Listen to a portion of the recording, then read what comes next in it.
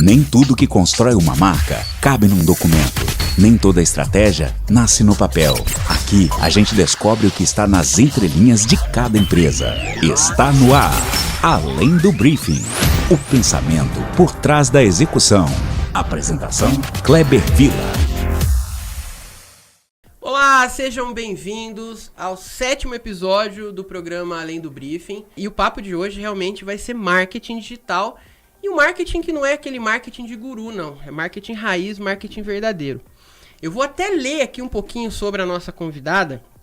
Ela que é CEO da Elion Marketing, especialista em marketing digital estratégico, com MBAs em inteligência artificial para negócios, marketing e gestão comercial, além de uma formação internacional em gestão estratégica de marketing pela Universidade de Ohio. E ela também é a nossa primeira convidada que é fora aqui da cidade de Leme, que veio direto de Foz do Iguaçu para trocar um papo com a gente muito bacana, muito importante sobre marketing, sobre planejamento estratégico, inovação e muitas outras tecnologias que estão alinhadas a crescimentos de negócios. Ana Gabriela, seja bem-vinda!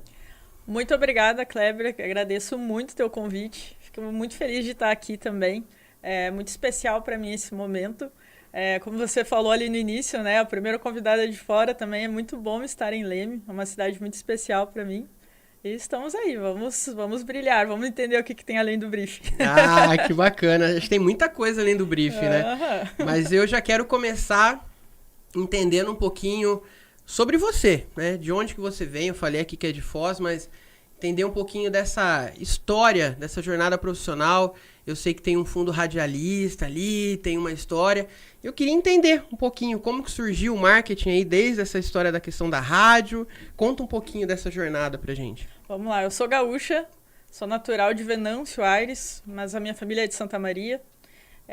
Meu pai, ele é policial militar e os domingos, né, ele tinha um programa dominical que se chamava Jesus é o Caminho, e eu ia muito com ele na rádio. Era uma rádio AM, né, então naquelas épocas douradas do rádio, Legal. Com disco de vinil, com fita, sabe, enfim, botoneiras. Então, para a Ana ali de 5 anos, aquilo era uma nave espacial, né, eu me encantei muito por aquele momento, né, entender o que acontecia ali, como que a voz chegava no rádio das pessoas e tal. Não sabia ler, Como mas que a eu mágica sabia, acontecia. Exatamente, mas eu sabia contar histórias, né? Que Então, legal. a minha família contava alguma historinha ali pra mim e tal, eu ia junto e falava, pai, sempre fui muito tímida, né? Mas eu tinha aquela vontade de estar ali, enfim. E foi assim que começou. E aí, a minha brincadeira em casa, Kleber, era fingir que eu estava no ar, né? Eu tinha um programinha, gravava lá, pegava um microfonezinho e fingia que estava no rádio. Até que eu tomei coragem, né, mais adolescente, cheguei numa rádio e falei, cara, quero isso aqui, quero trabalhar com isso aqui, quero ganhar dinheiro com isso e tal. A gente começa naquela fase, né, tu quer comprar um sorvete diferente, um celular, alguma coisa, pai, então vai lá e trabalha. Então vamos trabalhar. Juntou com aquilo que já gostava, exatamente. Né? Então, comecei a trabalhar com a voz, né? Eu lembro até hoje, no rádio a gente chama de piloto, né? Então, grava um piloto aí pra gente... É como se fosse realmente o demonstrativo do teu trabalho, o currículo, né? Uhum. E eu gravei, eu lembro que eu falei pra rádio que eu era uma pedra e eu queria ser lapidada ali. Eu queria descobrir esse talento, né? Queria olhar pra isso. E o meu primeiro chefe, ele chegou pra mim e disse assim, Ana, você é muito jovem, então, assim, a gente não entende dessas coisas de Orkut, MSN e tal, então isso vai ficar contigo também. E aí já revela idade, eu já falei isso até, cuidado com as referências, ICQ, MSN, não, essas Orkut. Coisas aí de TikTok, essas coisas aí. Bom, e aí aquela coisa, eu tinha experiência de usuário, né, e aí eu tinha 14, 15 anos mais ou menos. Então, a gente tem a experiência de saber mexer mesmo, né? A gente cresceu, né, dentro desse universo de transição para o digital. Então, você tem realmente as manhas, né? Como eles falavam. Mas eu sempre fui muito curiosa, né? E como eu falei desde criança, eu queria entender o que tinha por trás. E outra coisa, eu queria poder mostrar para o meu chefe o resultado daquilo. Então, foi aí que eu descobri o marketing. Porque a gente pensa que o marketing ele é a divulgação. A gente pensa que o marketing é aquela arte que a gente vai publicar lá no Instagram, enfim, né? A divulgação final. E, na verdade, o marketing está muito mais atrelado à estratégia. ao que eu vou utilizar, como eu vou fazer, qual que é o meu objetivo, quanto que eu vou gastar. Então, a partir daquilo ali, descobrindo esse universo, eu falei, cara, para eu conseguir que o meu chefe aprove uma promoção, para a gente poder sortear um CD, um DVD, né? Estou entregando a idade. Mas, enfim, você não falou um disco de vinil, né? Mas para a gente poder sortear alguma coisa, né? Ingresso para o show, enfim. Como que eu ia mostrar para ele que aquilo era importante, era relevante. Então, foi a partir daí que eu comecei realmente com as minhas primeiras leituras de, cara, eu preciso ir para esse universo, entender aqui o que é esse marketing, o que é publicidade, o que a gente precisa trazer aqui para a rádio conseguir ter aquele... essa palavra nem era usada ainda, né? O engajamento, mas as curtidas, os seguidores, né? Os likes ali, naquela época que a gente celebrava, né? 1.000 curtidas, 2.000 curtidas, enfim. Então, foi assim que eu entrei no universo do marketing mesmo. Bacana. História interessante aí. Eu confesso que a rádio sempre foi um negócio que me deixou muito curioso de entender como que funcionava, né? Até hoje eu não sei como funciona, mas eu acho maravilhoso, né?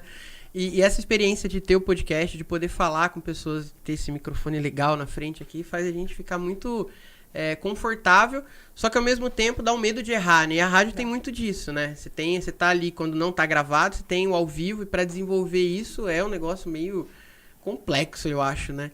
Tem... Ainda mais por ser tímida, você falou que era um pouco tímida, né? Exatamente. No início, quando eu tive o meu primeiro programa mesmo, né? Programa na rádio, eu escrevia literalmente tudo que eu ia falar. Então, era realmente muito pontuado, né? Era tipo, olá, amigo ouvinte, que bom que você está aqui. E podia ler sem precisar estar olhando. Porque tinha essa vantagem ali, né?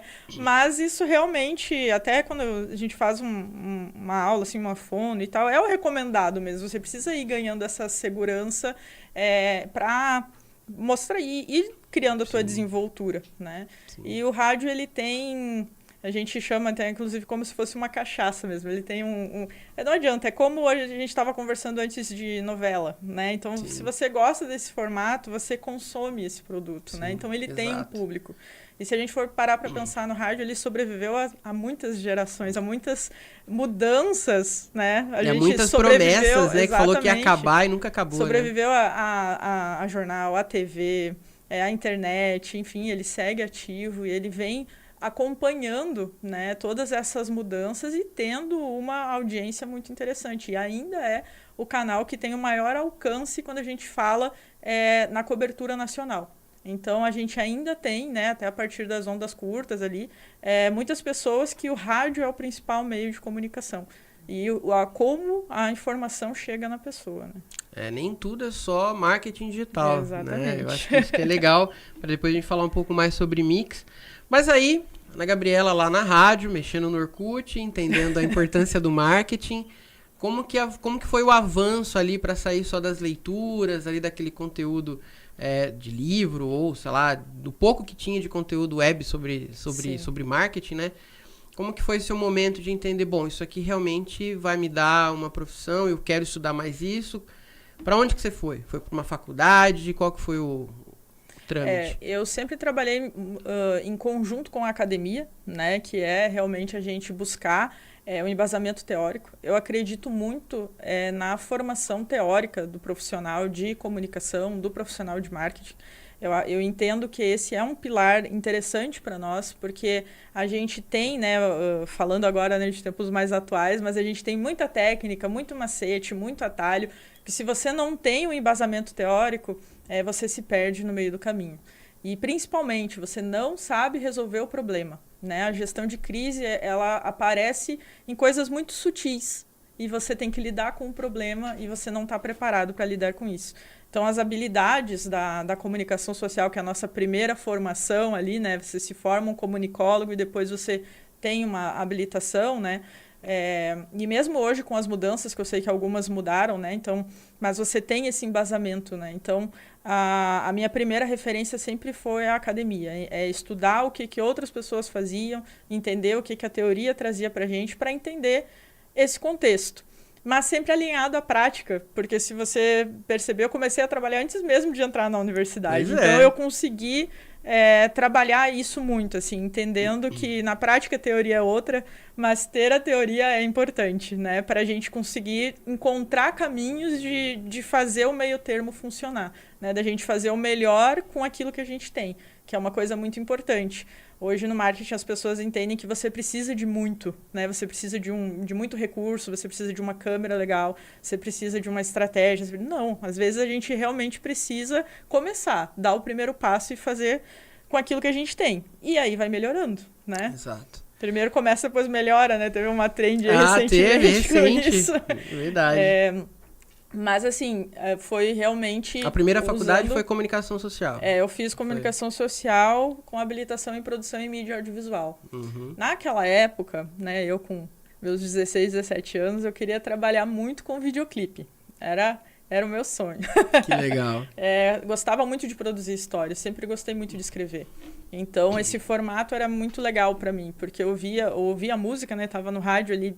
Então, eu escutava muitas músicas e eu pensava, cara, como que eu trago isso para um formato audiovisual?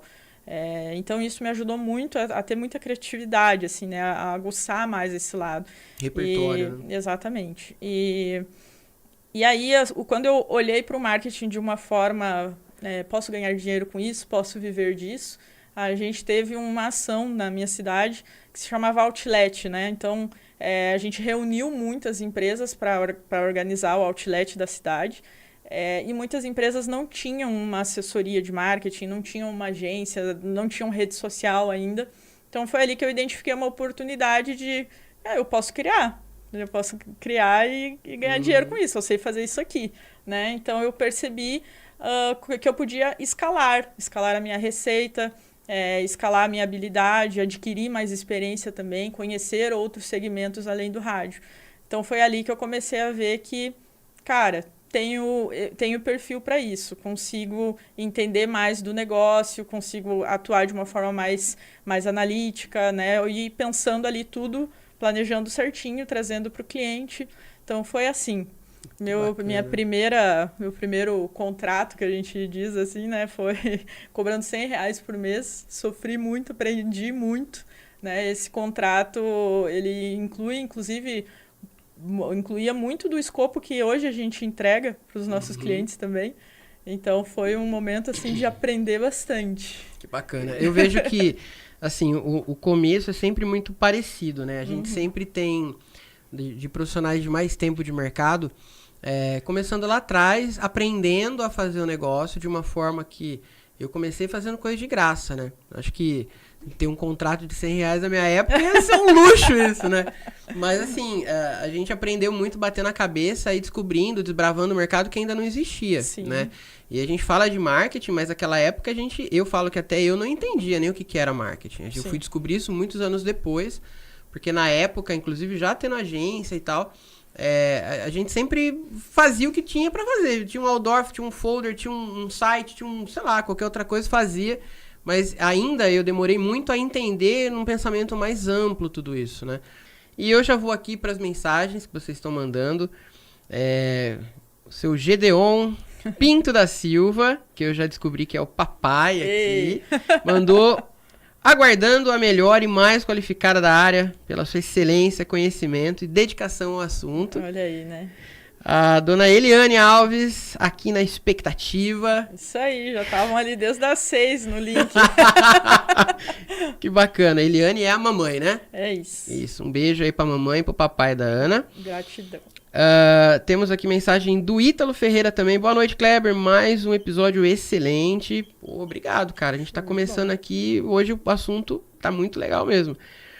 A Laura Souza, olha, Lau aqui, que bacana. Desde criancinha, Lau, um beijo. Obrigado pelo comentário aqui. E essa é que é fera, né? A gente sabe bem, né? Matheus Weber, bora, mandou aqui, bora. Eu não sei se lê Matheus Weber ou Weber. Weber, eu falei os dois errados aqui. Então, Matheus, valeu pela mensagem. Guto Medeiros mandou aqui, viu o programa, fiz acontecer e lembro que você comentou sobre marketing estratégico e operacional. A Ana poderia explicar um pouco a diferença? Pode, claro. Vamos lá.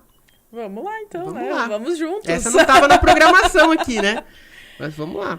Cara, é que eu entendo assim, na realidade que a gente tem na maioria das empresas hoje, a gente também não pode ficar só no planejamento. A gente precisa executar.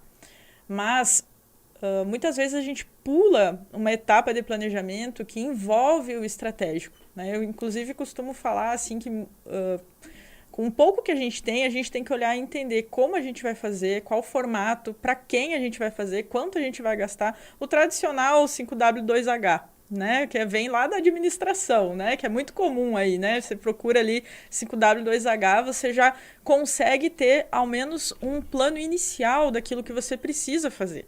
Então, muitas vezes a gente pula, inclusive, essa etapa, a gente só bora fazendo. E aí a gente vira essa máquina executora, sabe? Como se a gente estivesse imprimindo adesivo, e a gente nem sabe por que a gente está imprimindo adesivo. Então, assim, vamos falar assim, eu sou um cabeleireiro, e aí eu vou distribuir flyer na cidade inteira. Será que isso faz sentido para mim? Será que não é melhor eu distribuir flyer no meu bairro? E eu gasto menos impressão, tenho menos energia, e faz mais sentido para aquela pessoa, putz, estou precisando cortar o cabelo, encontrei ali uma comunicação, estou próximo do local, né? Então, esse olhar estratégico que eu costumo brincar, né, inclusive com os meus alunos, assim, dorme uma noite e vamos pensar nessa ação um pouquinho melhor, porque eu entendo que muitas vezes a gente não tem 1 mês, 2 meses para fazer um planejamento no formato que seria o ideal que a gente aprende lá, o tradicional. Né? Mas a gente pode, sim, pensar em pequenas decisões, sempre olhando o meu objetivo final com aquilo e principalmente o meu público-alvo. Então, distribuir flyer não dá resultado. Depende. Como que você monitorou? Você colocou um QR Code no seu flyer? Você colocou um cupom? Você pensou ali em uma copy, né, um texto legal que fosse chamar a atenção do teu público, da tua audiência?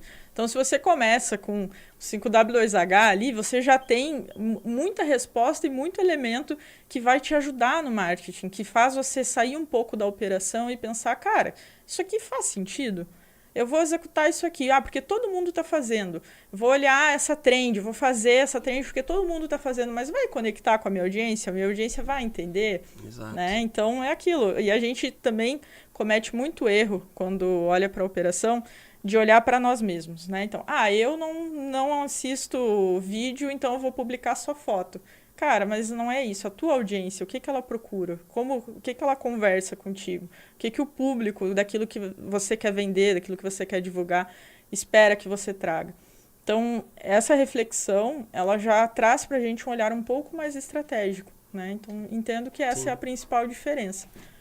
Um ponto interessante, você falou sobre a questão do planejamento tradicional. Né? A gente vem de um aprendizado de um planejamento mais complexo e que, com os anos passando aí, com a velocidade com que as coisas estão caminhando, a gente percebe que planejamentos maiores que antes eram feitos para, 5 anos, né? Como que a gente faz isso hoje, né? Então, assim, tudo muda o tempo todo. Então, microplanejamentos são extremamente importantes, né? Seja para uma operação inicial, seja para uma campanha específica. Mas o planejamento estratégico, ele é fundamental, né? O mínimo de um planejamento, ele é fundamental para você não sair fazendo coisas à toa, tipo, pelo achismo ou porque alguém falou que você tem que fazer aquilo, né? Então, sem ter uma avaliação, sem ter uma análise por trás. Então, perfeito. Tem mais mensagens aqui, antes da gente partir para as outras perguntas. Ana Paula Arboes mandou aqui, inteligentíssima. O Laércio mandou assim, claro que hoje em dia as noções são diferentes, mas o que acha mais divertido, o mundo da comunicação ou do marketing? Estar à frente das câmeras ou microfones ou planejar? Pergunta boa. Pergunta boa. Então, o rádio, como eu comentei, ele é uma cachaça. Então, a gente sente falta do microfone. Mas o marketing, ele tem o meu coração, né? Eu costumo pensar, assim, que o rádio, para mim, ele sempre foi um hobby, que eu transformei em trabalho, né? Então, hoje, ele volta a ser um hobby para mim. Quando eu tenho alguma gravação para fazer, né? Que às vezes vem alguém querendo um comercial, alguma coisa assim, para mim é como se eu estivesse realmente ali jogando Uno e tal. É uma diversão, é um momento de lazer. Legal. Mas, assim, o marketing eu gosto muito, porque eu entendo que a gente consegue se conectar e gerar um impacto positivo, não que no rádio a gente não gere, a gente gera muito, muito impacto positivo mesmo. Mas eu entendo que a participação do meu trabalho e da minha empresa no marketing com o cliente traz um impacto positivo que ressoa com a nossa missão, mas também traz um retorno, né? Quando a gente vê assim, uma campanha bem executada, o cliente satisfeito. Eu já tive cliente que começou em casa e hoje tem loja no Rio de Janeiro, fachada e tal. Gratificante, então a né? gente fica assim, cara, eu participei dessa história, né? O mérito é todo dele, mas a gente construiu tijolinhos junto com ele, assim. Então, realmente, hoje eu me vejo muito imersa no marketing, eu nem imagino como seria a minha vida sem essa esfera, né? Sem esse... O marketing ele é viciante, né? Eu falo que quando a gente se apaixona por ele, é igual...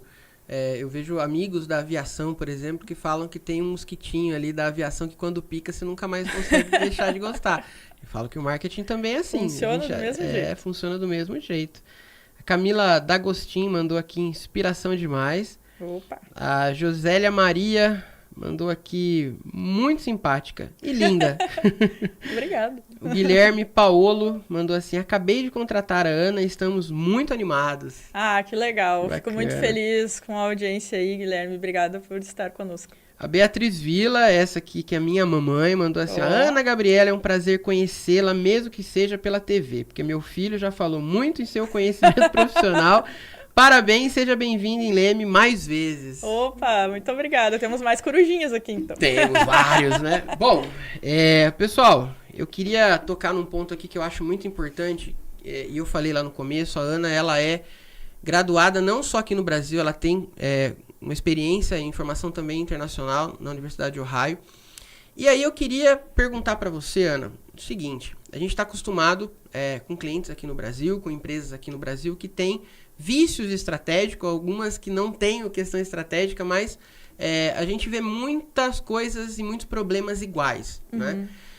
Com essa sua experiência fora do Brasil, o que você traz pra gente? O que você pode dizer que existe diferenças em relação a isso? Lá fora, o pensamento estratégico ele é muito mais presente nas organizações, é muito mais planejado antes de começar uma execução.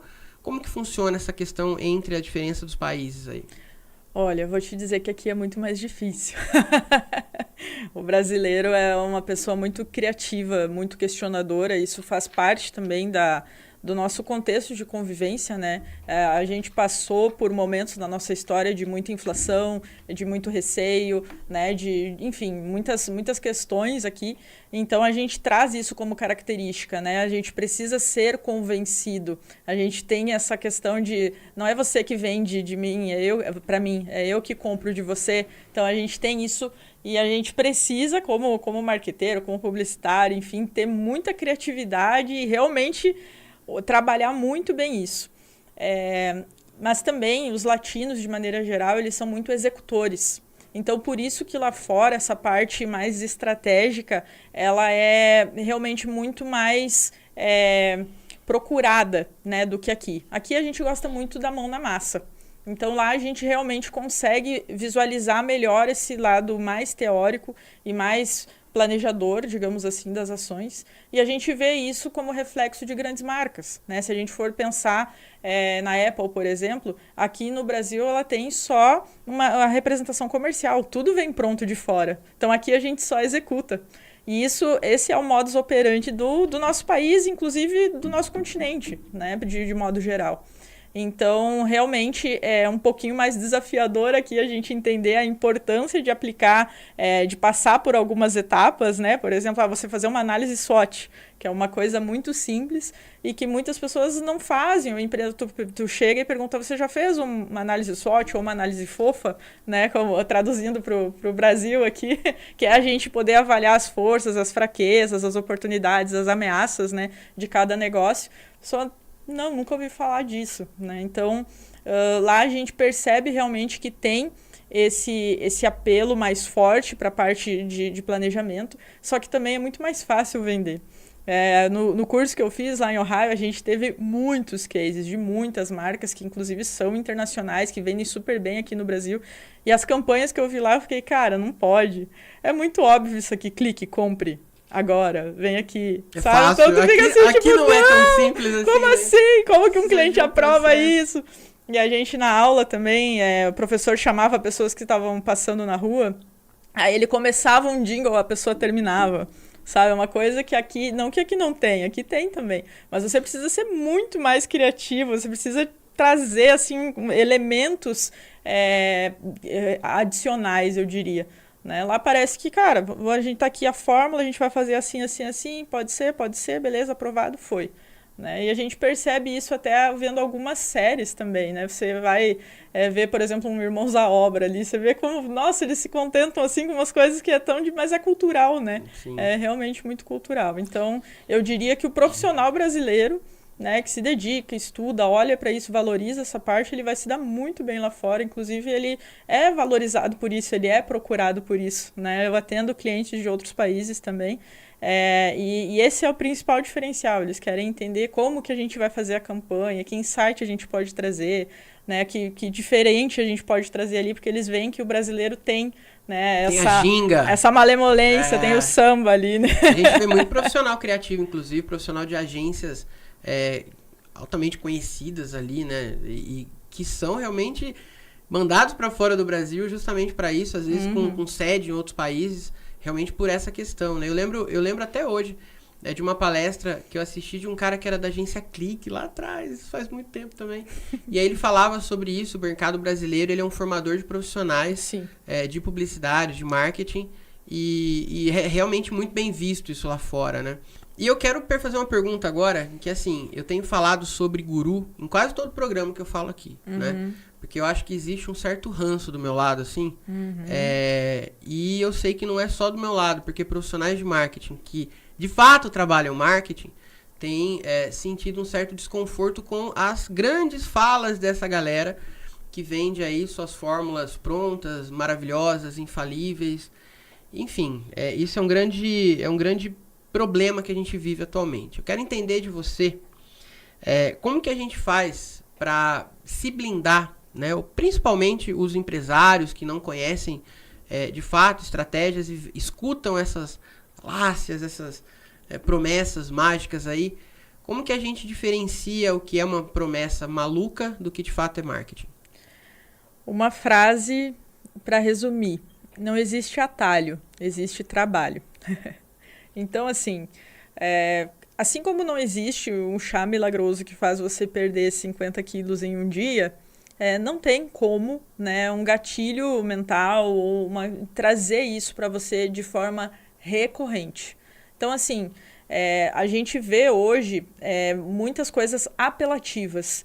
E o que é apelativo, sim, vende. Uma pessoa chega para você e fala: você tem que aprender isso, senão você vai morrer. A sua profissão está morta, você tem que aprender XYZ. Isso desperta, né? Olha, eu trabalho com isso aqui, eu sustento a minha casa com isso aqui, eu pago o boleto com isso aqui. Mas, gente, isso é gatilho mental, né? É assim mesmo? Dá uma pesquisada, dá o famoso Google. Hoje o povo não usa mais tanto, né? Vai lá no ChatGPT, enfim. Mas pesquisa, olha, vê se isso realmente é verdade ou é alguém tentando te vender algo. Que é muito comum e é muito fácil hoje você comprar e acreditar nessas promessas. Então, assim, com certeza, dentro de um contexto, dentro de uma situação específica, aquilo que o guru está falando pode funcionar. Mas existem variáveis dos mais diferentes tipos. Eu já cheguei em cliente que teve síndrome do pânico porque ele tinha que gravar 5 stories por dia. Quem disse? Como assim? Qual a tendência de mercado disso? Né? Baseado em quê? Que dado? Então, eu fiz lá 5 stories no meu Instagram, vendi, vou ensinar para as pessoas como que faz. E aí você gera uma frustração que eu chamo de você confiar na ferramenta, sabe? E a ferramenta, você precisa... Vamos pensar no martelo. O martelo, ele não martela sozinho. Você precisa saber martelar. Não é só simplesmente tu botar o martelo ali. Tem toda uma técnica. Eu não vou falar porque eu não sei martelar mesmo, né? Mas sei lá, tu coloca um durex lá para não rachar a parede. Tu vai colocar... Enfim, existem formas de você fazer isso. Então, claro, pode ser que aquele martelo seja o mais tecnológico, o supra-sumo do sabor, mas se você não entender como você tem que usar esse martelo, e ele diz que vai te ensinar e etc e tal, eu acho que a gente tem que ter muito cuidado. Eu sempre falei, inclusive, para o pessoal que trabalha comigo, para alunos, escolham os seus mentores. É interessante, sim, ter mentor. A gente precisa ter com quem conversar. Vou ler um livro, eu preciso refletir sobre isso, buscar uma referência. Mas, assim, a gente tem que entender aquilo que vai ressoar conosco. Putz, ouvi aquilo ali, como que eu senti isso, como que eu absorvi isso, né? E especialmente, tipo, isso aqui é verdade, isso aqui é baseado em dados, né? É claro que o dado, eu sempre digo, ele é uma mediana, né? Ele traz um norte pra gente. Então, é como se a gente abrisse o GPS e, cara, me localizei, tô aqui. Então, ele é um referencial. E aí, a partir disso, a gente olha, cara, isso aqui faz sentido pra mim, eu tenho que dobrar pra direita, eu tenho que dobrar pra esquerda, sabe? Mas eu entendo que esse é a forma que eu encontrei, pelo menos, de me blindar, né? De, cara, isso aqui não é marketing, isso aqui é alguém tentando vender algo para você. Inclusive, aconteceu de já algumas pessoas falar, você não precisa de faculdade para fazer marketing, você não precisa e tal coisa, e essa pessoa ser formada em marketing e executar estratégias que ela aprendeu, né, fazendo marketing na faculdade para te vender essa ideia. Então, não existe atalho, existe trabalho. Eu complemento essa com aquela máxima também, padrão, que muita gente falava, parece que todo mundo esqueceu, que é quando a esmola é demais, o santo desconfia, exatamente, né? Boa. Voltem a desconfiar, pô. É isso que tem que acontecer. Exatamente. Não adianta sair acreditando em todo mundo.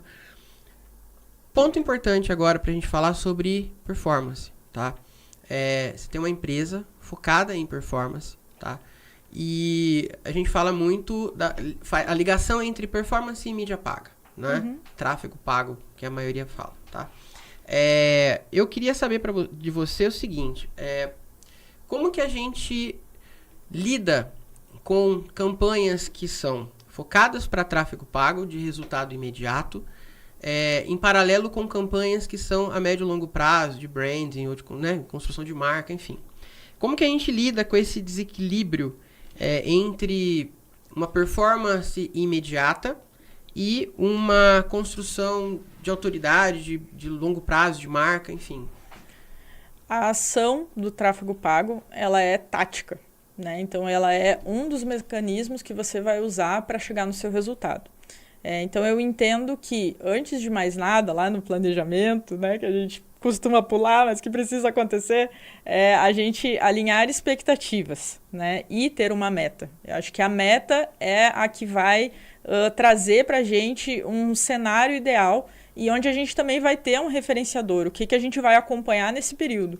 Então, em curto prazo, quais vão ser os meus indicadores de desempenho?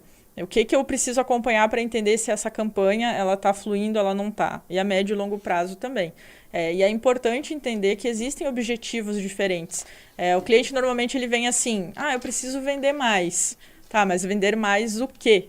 Como que essa venda precisa acontecer? O que a gente precisa divulgar? Para a pessoa comprar, ela precisa conhecer a tua marca. Né? O que vai fazer ela comprar de você? Hoje a gente está num momento de mercado que atender bem o cliente não é um diferencial, é o básico. Ter um produto de qualidade não é um diferencial, é o básico. Então, o que é o diferencial? É a tua marca, é o teu jeito de fazer, é a forma com que você vai entregar. E essa experiência a gente precisa trazer. E isso acontece a médio e longo prazo. Não é porque eu vi uma propaganda lá de um supermercado que eu vou sair correndo e vou ir comprar lá. Né? Então, por quê? Porque logo na sequência vem outra propaganda, enfim, assim vai. Né? A gente é impactado hoje por muita coisa. Então, a atenção, ela é um ativo hoje, né? A gente conseguir prender a atenção da pessoa e por isso que essas coisas são importantes. Né? Quando a gente realmente, óbvio, sempre tem a necessidade do curto prazo, mas a gente precisa alinhar essa expectativa e ter metas e objetivos específicos para cada etapa. Assim funciona melhor. Perfeito. Eu quero emendar mais uma pergunta ainda sobre marketing digital, porque a gente meio que ouve hoje em dia marketing digital como sinônimo de tráfego pago. Né? Tudo que se fala na internet, marketing digital. Aí tem alguém falando o tempo todo de tráfego pago. Né? E a gente sabe que por trás de uma estratégia de marketing digital não é só o tráfego pago. Existem N outras frentes ali que a gente precisa trabalhar, né? Como que a gente muda essa visão, ou como que a gente treina os nossos clientes ou futuros clientes ali a entenderem essa jornada, entender que o marketing digital é uma vertente do marketing no ambiente digital, com uma série de outras coisas que a gente tem que desenvolver e não só tráfego pago. Legal. Você trouxe um termo que é interessante, né? O marketing digital, falando em teoria, ele não existe. É bem isso que você trouxe, né? O marketing em ambiência digital. Então, o marketing ele precisa acontecer dentro desse formato que é o que todo mundo tá, né? A gente vive hoje uma vida on-life, né? A gente tá no on e tá no off ao mesmo tempo. Estamos aqui conversando eu e você, pessoas vendo pela TV, pessoas vendo pela internet, e esse é o nosso cenário hoje. Eu entendo que quando a gente está falando de marketing, a gente tem que pensar que o porquê o cliente vai comprar de você. Então, a gente trabalha algo na minha empresa que é muito importante, que é o branding atrelado à performance. Então, a tua performance, ela depende do quão bem a tua empresa também está se comunicando. E aqui a gente tem diferentes elementos, né? A postagem orgânica, que é a publicação ali nas redes sociais, a tua comunicação com o teu cliente. Tudo é marketing, como que está a tua fachada, como que é o teu atendimento na loja, como que o teu vendedor se comunica com o teu cliente. Então, todos esses fatores são importantes para que a gente tenha um desempenho legal de uma campanha e, especialmente, faz muito sentido para a campanha só vai performar super bem se você tem todos esses outros elementos atrelados. Então, a gente sempre caminha com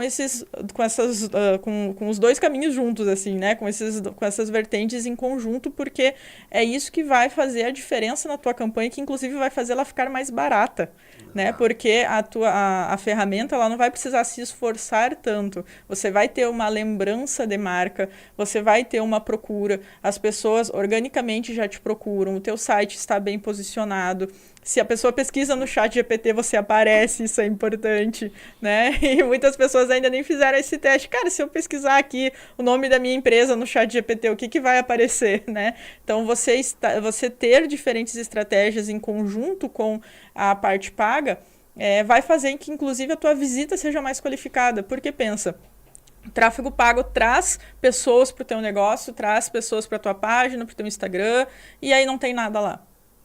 Não funciona. Tem a base, né? Clica num botão, não consegue enviar o formulário. Então gera uma frustração, você perdeu dinheiro e perdeu a sua venda também. Excelente. Tem umas mensagens aqui do Filipinho, mandou um boa noite. Se for o Filipinho, que tem o programa aqui na TV, cara, gosto muito do seu conteúdo, tá? Se não for, Filipinho, obrigado. Mas se for, obrigado do mesmo jeito.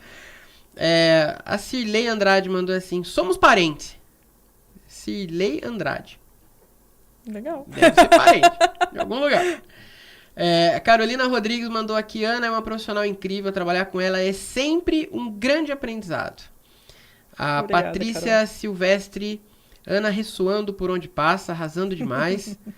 O Obrigada. Guilherme Paolo Ronsoni mandou assim, como desconstruir essa nossa cultura mais executora e ser mais estratégico? Que pergunta maravilhosa, hein? Olha, adorei essa pergunta, hein? Olha, a gente vai ter que ir pro intervalo, mas eu acho que a gente vai ter que responder essa pergunta antes, hein? Produção, posso responder aqui antes? Manda lá. Olha, a gente está construindo essa resposta aí, Guilherme.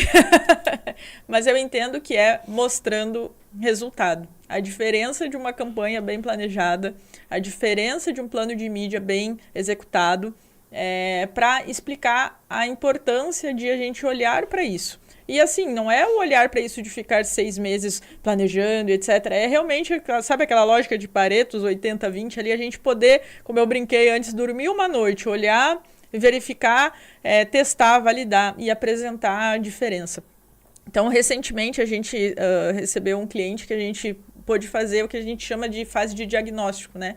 Que é olhar o que tinha ativo. Uhum. Então, muitas vezes, assim, o cliente vem, eu preciso ativar a campanha, você tem pouco tempo ali, você faz o feijão com arroz. E a gente identificou tanta coisa errada que não fazia sentido, logo errada, né? O Matheus vai sentir um calafrio agora se ele está assistindo aí. Logo errada, copy errada, um cliente de um segmento X com estratégia de segmento Y que não faz sentido algum. Então, assim, a gente consegue mostrar mostrar hoje na minha empresa, a partir de dados mesmo, quão vale a pena. Cara, vamos respeitar as etapas, né? A ideia disso é a gente vender mais e vender de uma maneira mais qualificada no futuro, né? E que a gente consiga realmente construir essa escada junto. Mas nós, assim, inclusive nós que somos do planejamento, a gente já vem com essa cara de execução, porque nós somos latinos, isso faz parte de nós. A gente quer trazer conteúdo, a gente quer fazer o melhor em pouco tempo, o mais rápido possível, né? A gente vive essa realidade também. Mas é importante a gente respeitar essa jornada, porque eu prefiro perder uma venda hoje e ter 3 vendas boas amanhã, do que continuar vendendo pouco, com um ticket baixo, enfim, não entendendo do produto, não entendendo se eu estou trazendo a mensagem correta e tal, só para pagar a conta, né? Então, a ideia disso é que todo mundo prospere e que o cliente também tenha uma experiência boa, porque hoje a gente vem para isso.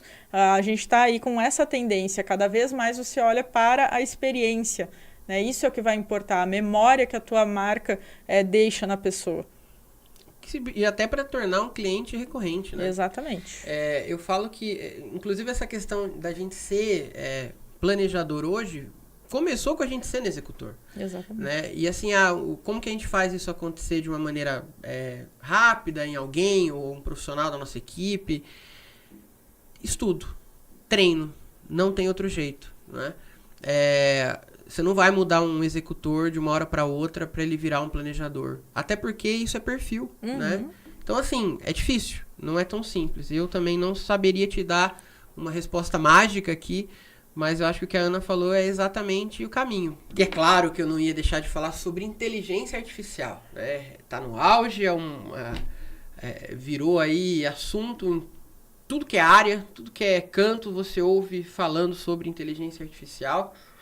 E eu vejo que existe uma falsa ideia em algumas coisas, tipo, a inteligência artificial é criativa, ela vai substituir o profissional que não é tão criativo assim. Mas eu queria entender de você, na sua experiência como proprietária de agência, como profissional de marketing há tanto tempo, você acredita que a gente tem que se preocupar realmente com essa questão da criatividade, substituir o profissional, né, através só, por exemplo, da IA, ou através de um roteiro feito pela IA, a criatividade, a grande ideia, né, a big idea, né, que a gente sempre fala. Você acha que vai chegar um ponto da IA substituir isso? Olha, eu entendo que ainda não. Acho que a gente tem... Fiquei com medo agora desse muito... A gente tem muito a avançar no que tange a IA para que ela possa substituir o que a gente tem, né? O nosso tempero, o nosso sabor, né? Porque ela é uma ferramenta. E ela é, sim, uma ferramenta que nos dá velocidade de trabalho. Mas você precisa corrigir. Ela ainda não é perfeita. E outra, ela responde ao teu comando. Então, eu até vejo um ponto positivo nisso, porque a gente tem que voltar a estudar uma coisa que as pessoas pararam por um tempinho na internet, que é a interpretação de texto. Que é a gente poder fazer as perguntas certas. Então, eu vejo que tem esse lado educativo na IA, porque ela responde a um comando, né? Que você pode chamar de conversa, você pode chamar de prompt, enfim. Você tem ali, ela vai executar realmente aquele comando que você dá para ela. Então, se você não sabe fazer uma boa pergunta, ou se você não sabe ser uma pessoa que consegue fazer um direcionamento bom, a resposta que vem, por mais linda que pareça, tá faltando elementos, né? Então, eu fiz vários testes na IA e perguntei, inclusive, qual que era a praia mais próxima de Foz. E ela trouxe que eram as praias do Uruguai. E não é, né? Porque Foz, no Paraná, a gente tem praias que são mais perto, apesar de longe, né? Foz, infelizmente, não tem nenhuma praia perto. Mas, assim, é um exemplo muito básico. Mas, assim, e se eu não tivesse revisado? Sim. E se eu não tivesse um referencial teórico por trás? E se eu não tivesse esse, cara, e se? Será? Né? Eu talvez acreditasse. Então, eu acho que é importante a gente entender que a IA ela é uma ferramenta. Ela acelera muitos processos, né? Então, às vezes, por exemplo, eu preciso criar uma planilha, eu preciso ter um direcional, um modal, um exemplo. Ela vai trazer esse elemento para a gente, ajuda na parte criativa, mas a gente tem que entender quem está no comando. Eu vejo a IA ainda como uma ferramenta. Acredito que ela precise avançar alguns pontos para substituir algumas profissões, mas ela está aqui para acelerar o nosso trabalho. Então, assim, se eu já tenho esse olhar mais estratégico, se eu quero buscar coisas com mais velocidade, construir enredos com mais velocidade, ela vai ser uma excelente ferramenta para mim. E a gente pode automatizar processos operacionais mesmo, construir tabela, cálculos e etc., que faz sentido para a gente. Cara, isso aqui que eu levava meia hora, agora eu levo 5 minutos. E aí eu aproveito esse tempo para realmente trazer mais criatividade, trazer mais elementos, para reforçar o quanto o nosso penso, né, o nosso sentir, nós humanos, ainda carne e osso, fazemos a diferença por aqui. Eu acho que isso vai se manter por um bom período, né? Eu acho que até que ela consiga entender de fato as nuances do nosso cérebro, como que a gente pensa, né? Exatamente. A gente ainda vai poder surfar uma onda aí, inclusive, de entender como trabalhar com ela da melhor forma. E aí eu assino embaixo quando você fala que ela serve realmente para acelerar processos. Inclusive acelerar ideias criativas. Né? E isso facilita muito. Quando você imputa ali informações, quando você coloca, desculpa, aí eu tô falando, às vezes eu solto um termo. Quando você coloca, quando você coloca uma informação muito bem pautada, muito bem explicada, e aí entende aquilo e te auxilia em criar algo muito mais completo. Né? Facilita o processo. Perfeito. Quero falar um pouco sobre dados, sobre tecnologia. Você tem aí muito disso ligado com a questão de performance e tudo mais. Um pequeno empresário, tá? Vamos deixar uma dica, vamos colocar alguma informação aqui básica no sentido, pequeno empresário, tem um negocinho dele, poucos funcionários, poucos dados, ainda vende ali de forma manual, às vezes não tem um controle, não tem um CRM. Que dados que ele precisa começar a entender do cliente dele, do produto dele, da venda, para poder usar isso para o benefício numa campanha de marketing ou até para poder facilitar o processo de uma agência que ele contratou agora, né? Ou de um sobrinho que está fazendo um trabalho para ele ali. O que ele precisa passar de informações, mas primeiro ele precisa coletar. Eu entendo assim, hoje na parte de ferramenta, a gente tem muita coisa gratuita que dá pra gente começar. Inclusive o CRM, a gente tem diversas ferramentas que são gratuitas, que com um usuário você já consegue coletar bastante informação e entendendo mais tanto do teu cliente quanto do teu negócio. Então, quando a gente está falando do negócio, que tipo de produto eu vendo, qual que é o meu ticket médio, qual é o meu custo de aquisição, eu estou precificando bem, né? Porque às vezes a gente, vou ali, comprei por R$100, vou vender por 200. Ok, mas nesses R$100 você está contando com a sua luz, com o seu imposto, com o teu colaborador, né? Então, olhar para a venda, para o negócio, independente do que for, até um prestador de serviço, uma pequena loja, a gente precisa olhar para essas nuances e entender, cara, isso aqui funciona, isso aqui não, e são essas informações que são muito básicas que nos ajudam a tomar uma decisão melhor. E falando do público, de quem compra, olhar para as características dessa pessoa, né? Porque, por exemplo, eu sou uma imobiliária, todo mundo pode comprar de mim. Eu sou uma concessionária, todo mundo pode comprar de mim. Mas a nossa mãe já dizia, né? A gente não é todo mundo. Não é todo mundo. Então, verdade. Beleza, todo mundo pode comprar de mim. Mas é todo mundo que compra? Quem está comprando?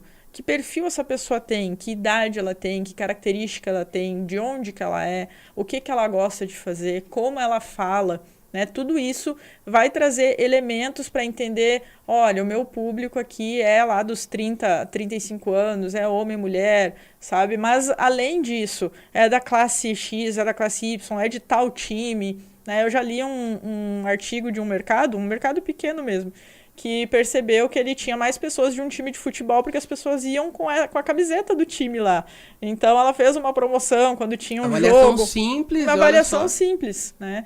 E o NPS, para mim, é uma ferramenta que faz muito sentido porque ela não avalia só a satisfação do cliente, mas também como que a tua marca está sendo vista no mercado, a consciência de marca que a pessoa tem da tua marca. Porque se ela está avaliando bem, te dando uma nota boa, significa que a tua marca tem uma importância para ela vai lembrar daquilo, a gente lembra das experiências positivas, infelizmente não tanto quanto as negativas, né? Mas a gente guarda essa referência na nossa memória e sempre a gente vai lembrar daquele restaurante que a gente comeu bem, né? A gente vai querer voltar. Então é uma das coisas que eu sempre falo, melhor que vender é vender de novo e para a mesma pessoa. Muito bacana, e às vezes a gente acha que, eu já ouvi isso muitas vezes, né? Mas como que eu vou trabalhar dados? Como que eu vou levantar dados? Como que eu vou saber isso? Como que eu vou saber aquilo? Observa, escuta, aprende a entender o cliente. Pergunta, né? Você falou o exemplo do supermercado com a questão da camisa do time de futebol. Cara, só olhar para aquilo, né? Começa a prestar atenção olhando no pelas cliente. câmeras de segurança, que é uma coisa que você já tem, que você obrigatoriamente tem que ter ali. Então, assim, olhar para o cliente, entender um pouco mais o que ele quer, o que ele está falando para você, né? E eu não vou nem puxar sardinha, porque isso é o tema do meu livro, então eu já ia defender demais aqui. Vou te dar um exemplo, tá? Até da minha própria empresa. Eu percebi que a maioria dos meus clientes corria. Então, eu montei um grupo de corrida, para poder convidar os meus clientes a gente correr. Então, lá em Foz, às vezes, tem alguma corrida, alguma caminhada, a gente se reúne, né? Todo mundo, dei ali uma camisetinha da empresa e tal, e aí, claro, mais pessoas chegam e eu sempre digo assim, é um grupo aberto, você tá a fim de correr, caminhar, nunca correu, pode entrar, não tem problema nenhum. A ideia é a gente se encontrar e participar, né, desse movimento e ter uma atividade. E eu percebi realmente observando, eu não perguntei. Quanto você custou corre? para você essa observação? R$0. R$0. Eu não saí perguntando, você corre? Eu comecei a olhar nos stories, né? A pessoa, hoje eu vou participar de tal prova em Porto Alegre, sabe? Aí tu fica, opa, peraí. Então aqui eu tenho uma oportunidade de gerar uma comunidade e trazer uma experiência diferente para o meu cliente, né? Aquilo não tem nada a ver com o meu trabalho. Mas a gente vai se encontrar num sábado, num domingo, vai fazer uma atividade física, né? Vai promover saúde e... enfim, né, trazer esse senso de comunidade para a marca também. Muito do que a gente às vezes não executa ou muito do que a gente deixa passar foi por falta de olhar para o cliente. Exatamente. E isso está claro para muitos negócios, né? Eu diria que a maioria não olha para o cliente como deveria olhar. Ainda avalia cliente só com números, avalia cliente só com aquela segmentação básica de homens, mulheres de tanta idade, tudo mora naquela região, tal, básico, não olha para o ser humano de fato, né? Então, às vezes, uma simples observação que não gera custo nenhum e você tem aí uma possibilidade de criar uma comunidade, trazer essa galera para falar a sua linguagem e virar defensor da sua marca, né? Exatamente. E olha, recebi aqui que sim, era o Filipinho do programa. Então, valeu, Filipinho, gosto muito do seu conteúdo. Às segundas-feiras, né? É muito legal. Tem uma mensagem aqui da Helena. Não, mentira. Heleno. Desculpa, é que eu não enxergo bem, né? Mas o Heleno mandou aqui. Até porque eu acredito que uma profissão que tem... Acho que tá falando da parte da IA. Que tem muito futuro é o engenheiro de prompt. Um cara que saiba fazer pergunta certa. Exatamente, cara. Tem Tendência razão. de mercado. Tendência de mercado. Recebemos, tem uma mensagem aqui também do Guto Figueiredo falando assim, a questão é que aqui do Guru, a questão é que o Guru vende métodos sem variáveis, né? Faz um plano que só funciona em um único cenário, quando funciona. Já o profissional analisa os cenários, me corrija se eu estiver errado. Não, você está certíssimo, correto. Concordo. Apoio a sua colocação. Deixa pra gente seus contatos, como que a gente faz pra falar com a Ana Gabriela, como que a gente faz pra seguir, como que a gente faz pra encontrar a empresa dela. Passa os links aí pra gente. Perfeito. Bom, então ali no Instagram é o @AnaGabrielaMKT. O nome da minha empresa é Elion. Eu vou aproveitar que meus papais estão aqui, né? Então significa o nome deles, né? Que é Eliane Gedeon. Juntou e deu um nome digital, né? Um nome forte, digital. Muito legal. Que eu descobri hoje, que eu pensei que o on do final era por causa de online, né? Então é o @ElionMKT. E ali já tem os meus contatos também, o WhatsApp, o site, fica mais fácil, né? Mais fácil a pessoa clicar, enfim. O famoso link da bio. O link da bio tá tudo lá. Tá tudo lá. com certeza vai conversar bastante aí. E pessoal, entra na descrição do vídeo aqui depois, eu vou deixar o link também, acessa lá alemdobriefing.com.br, tem os links direto para o site da Elion, o Instagram também da Ana vai estar lá linkado, na verdade já está, depois você pode entrar, alemdobriefing.com.br. E, pessoal, muito obrigado pela participação de vocês. A gente faz esse programa aqui da melhor forma para poder deixar ele claro, o entendimento. A gente tenta não falar muito termos técnicos, é difícil, confesso, porque a gente está acostumado, mas a gente tenta trazer sempre um conteúdo para funcionar para vocês poderem aplicar também, entenderem que está tudo além do briefing ali e que a gente às vezes acaba deixando passar batido, né? Então, o nosso objetivo aqui do programa, hoje eu tenho certeza que foi atingido. A gente falou muito sobre do que não está nunca no briefing e que a gente precisa sempre levar em consideração. Então, fiquem ligados aí na programação do nosso Instagram. Sigam lá o Além do Briefing, é além.do.briefing. E Ana, muito obrigado novamente. Agradeço você pelo convite, fiquei muito feliz de estar aqui e eu entendo que marketing é um pouco disso, um pouco de tudo que a gente conversou aqui. É a gente, de fato, planejar, executar e analisar o tempo todo, né? Perfeito. Isso faz parte. E se você quer vender uma ideia, um negócio, você precisa entender de marketing. Excelente definição para a gente fechar o programa com chave de ouro. Pessoal, muito obrigado. Ana, muito obrigado. A gente se vê na próxima quinta-feira, às 20h30, aqui na TV Leme, com o 8º episódio do Além do Briefing. O convidado ou a convidada, vocês vão descobrir acessando o nosso Instagram. Forte abraço. Até mais. Além do Briefing. O pensamento por trás da execução. Apresentação: Kleber Vila.